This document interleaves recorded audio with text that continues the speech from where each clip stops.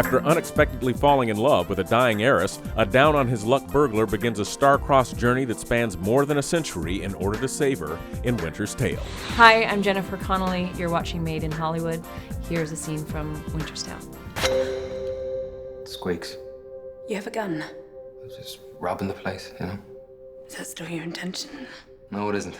Well then, I suppose the polite thing to do would be to offer you a cup of tea. I think I know the answer to this question already, but I will still ask it. You signed up for this because...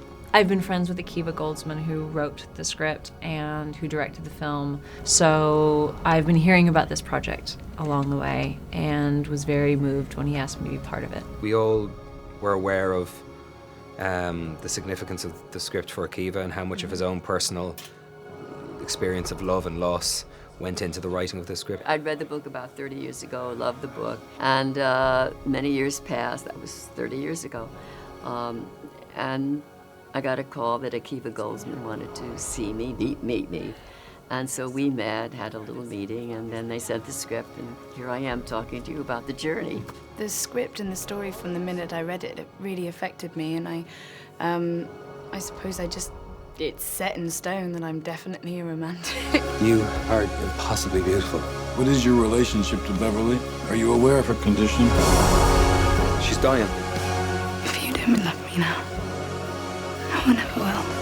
What was it originally about this story that really got your attention and has lived with you for so long? I read it in the 80s, and it is magical realism, which is something that really is to my taste. I like the sort of very strange interplay between the real and the fantastical. He was very clear on the set. It was very apparent to me from day one that he had a very strong vision and knew exactly where he was going.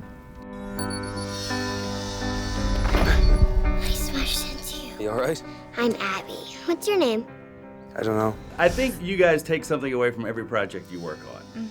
You learn something. Props. What did you learn about, no, not props. Lighters Something hats. deeper, if you will. What did you learn about yourselves in this project? It's an experience I'll never ever forget. It was extraordinary. From the first time I opened up that script to the last day we had shooting on the film. It was incredible. It was just gorgeous to be around a story that was so imbued with such a, not weighty, but really uplifting and light sense of love and the exploration and adventure of what it can be to fall in love, not only for the first time, but as deeply as these two characters fell in love. I've had no memory for as long as I can remember. I appreciate the help. Stories of what we did. It made me think of you. It made me think of you. Beverly. Her name was Beverly. What's happening here? After seeing it, I have to think that you have to be a romantic, just deep down. I am. I really am. I mean, I believe in a certain kind of happy ending. You know, not. I sort of think of this as a fairy tale for grown-ups because it doesn't give you the happy ending you imagine you're going to get. It sort of envisions a New York in which magic exists here around us, you know, and you know, as I said, my character lives in New York City here now, but there's magic spinning all around her. Why keep me alive? Maybe there is something you are still meant to do. We're not going to get through life without sadness, but without miracles. We have the stars, we'll always have.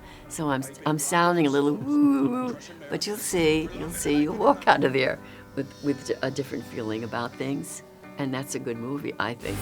Is it possible to love someone so completely they simply can't die? You're late.